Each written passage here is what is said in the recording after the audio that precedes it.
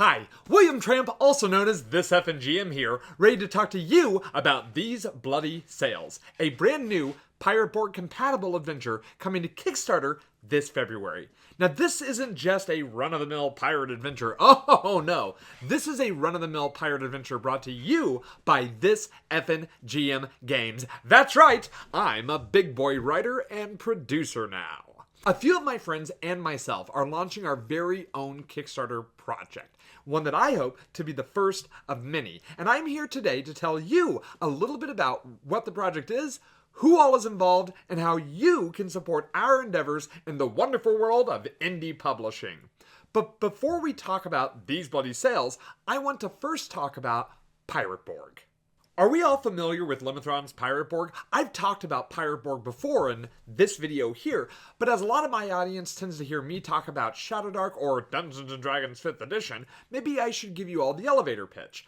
Pirate Borg is a rules-light, tabletop role-playing game using the Mork Borg engine, making it quick and easy to make characters and get to playing.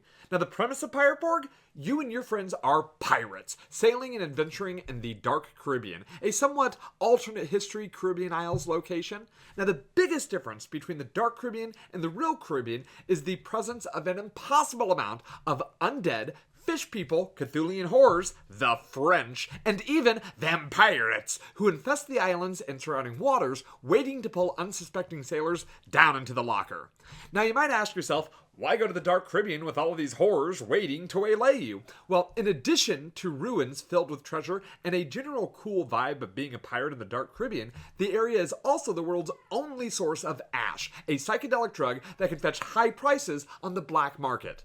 Pirates? Undead? Drugs? Pretty much all I want in a role-playing game. Okay, now that we're all on the same page, let's take a moment to talk about what These Bloody Sails is all about. As I mentioned before, These Bloody Sails is a Pirate Borg compatible adventure zine. To fully utilize it, you'll want a copy of the Pirate Borg core rulebook, which is linked in the thing below, and a copy of our zine.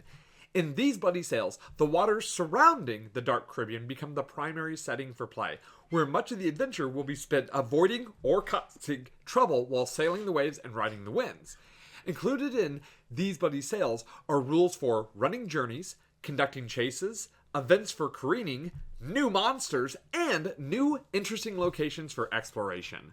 Now, the core of our zine revolves around the new journey rules. The journey rules in These Bloody Sails are a new way to approach ship travel in Pirate Borg, presenting the journey as a procedurally generated death crawl, which is similar to the great work found in the Stygian Library and the Gardens of Yen by Emma Allen, both of which are linked in the thing below. Now, this means that most of what is encountered at the table will be randomly determined, ensuring that each journey using these rules is different than the last. Now, though there will be moments for exploration and NPC interaction, travel is the main focus of this zine.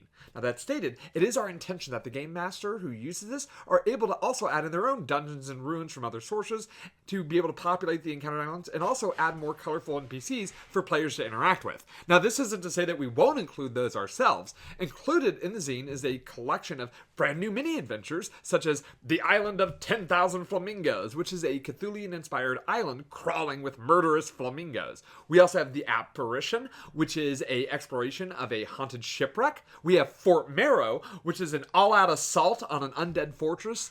And we have the Fane of the Cane Toad, which is a puzzle adventure set in a temple that's dedicated to the first Toad murderer. The first Toad murderer. Look, you're gonna have to trust me on this one a bit. Now, the zine itself will be about 44 pages, A5 size, staple bound, with a black and white interior and a color cover.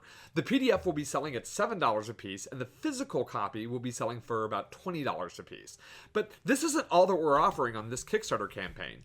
In addition to These Bloody Sails, we are also offering Tangled in Shrouds, another nautical-focused 27-page adventure for Pirate Borg. This project was created by our pal, Zach Goins of Limithron, but I had my hand in editing it.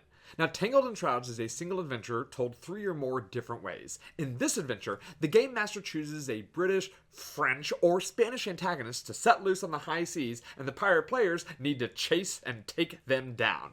Now, in addition, we will also be providing, as an add-on, the Devoured Labyrinth, a Shadowdark hex crawl that I worked on and I'm pretty proud of. I talked about my work on this venture here. Okay, moving back to these bloody sales. The first draft of writing for the zine is already completed, and the project is currently being edited and taken to layout, so fulfillment shouldn't take long at all. Now, while we are projecting to have PDFs out to backers this April, and physical copies to be shipped out in July of 2026, I have a sneaking suspicion that we will be able to get these to our backers even faster than that. Now, speaking of we, I probably should spend a few minutes talking about who all is involved in this project. These Bloody Sales is a collaborative effort between myself, artist Josh Christopherson, and editor John Baltusberger, and it is 100% human-made. Sorry, generative AI, not in our house. Let's talk a little bit about John Baltusberger, our editor. John is a phenomenal writer and has agreed to join us in this endeavor as an editor. Now, John is no stranger to the wonderful world of board games and has a number of credits to his name for these games, including Smorgasbord, Rise of the Teratoma, and Morkabings 1-1. He is also a prolific novelist, writing all kinds of wonderfully off-the-wall stories, such as my personal favorite, Vicar of Fists, which is about a brutal thug turned pope. Long story short, John is rad as hell. Check out his stuff in the thing below. Now, John and I have worked together on a number of projects already, including Dark Devilry and The Devoured Labyrinth, and in both cases, we worked hand in hand on our sections to create a unified project. Now, I love working with John, not only because I find him to be a talented writer, but also because when John approaches a project, he takes in the unified whole. He understands the assignment and knows that in a collaboration, it's not about checkmarking off our individual contributions, but rather building on one another's work to ensure that we all put our best possible foot forward. So when it was pointed out to me by our mutual friend Zach that John was also an experienced Borg editor, it was a no-brainer to reach out to him with an invitation to collaborate, and I'm proud to say that he decided to join the team. You're ours now, John. There's no escape. Next, I want to talk about our artist, cartographer, layout guy, and fellow bearded Kansan, Josh Christopherson. Josh and I have known each other now for about 20 years, which honestly hurt a lot to say out loud. Hell, that's half our lives. Now, we went to college together, where he studied theater and I studied my budding alcoholism. During that time, we did improv comedy together and played a lot of role-playing games. Now, here's a picture of us and our friend Jamie, who isn't really a part of this project, but honestly, I just don't have a lot of pictures of Josh and I, so enjoy this embarrassing photo of me with dyed red hair before I knew how to grow a beard. Woof. Anyway, Josh and I go pretty far back, and it just so happens that he is an incredibly talented artist with some experience working on Shadowdark tabletop role-playing game products. Have you ever heard of You Carry the Fire, a Shadowdark gauntlet? I have a copy right here, and it was laid out and illustrated by Josh, and it looks great. Josh has a distinct artistic style that I think not only lends itself well to black and white images so popular in the OSR area, but really pops with Pirate Borg. I mean, check out his cover. When he first showed this to me, I was floored. The detail on that ship, how the wave crashes over it, this is exactly what I was looking for to evoke the dangers of the high seas. Now, this time, I don't have a lot of official art from the zine to show you all, but he did share some concept art that he made in a fever-induced frenzy, including this Slice of Life collection showing undead pirates, and this attack by angry flamingos that I just can't stop laughing at. I mean, look at this bird's face! This is solid gold. Anyway, Josh joined the project pretty much at its inception. When I decided to write a Pirate Borg supplement, I knew that I would need a powerhouse in art, so I went straight to him and I haven't looked back since. Josh will also be handling our book's layout and cartography, so I look forward to sharing more with backers as we get through getting these bloody sales to completion. Now, finally, for writing, we have me, William Tramp. William Tramp is a prolific writer who, you know what? I'm not going to sing my own praises for the next few minutes. That's just a weird thing to do. So how about I let my wife do it? Honey. William Tramp considers himself a prolific writer, having worked on a number of projects for Shadowdark, Old School Essentials, and Dungeons & Dragons 5th edition. In fact, another project he contributed to, Expeditions into the Bloodstands, is also hitting Kickstarter about the same time as These Bloody Sales. You should check that out. We have bills to pay. He also works with the creative team behind Pirate Borg, Limithron, at gaming conventions, running in games in their game hall and helping out at their booth. In addition to all of that, he is an amazing father to our 3 children and a very generous lover. Generous lover? I'm not saying that on camera. Well, it's kind of in the script. Yeah, no, I'm not saying that. Fine. I'll edit it out. A wink. John, Josh, and I are really excited to get These Bloody Sales into your hands and playing at your table. But to do that, you probably need to know how to get your own copy. The Kickstarter campaign for These Bloody Sales will be launching on Tuesday, February 3rd of 2026, which is only a few weeks away, at least at the time of this recording. Now, why February? February is when Kickstarter runs their Zine Quest event. Zine Quest is a collective effort to promote indie tabletop role-playing game products, and this year we get to be a part of it, which is pretty exciting for us. Now, our Kickstarter will run for 21 days as a part of Zine Quest, meaning that you only have 3 weeks to jump in on the ground, deck, floor? No, let's go with deck. It's much more piratey that way.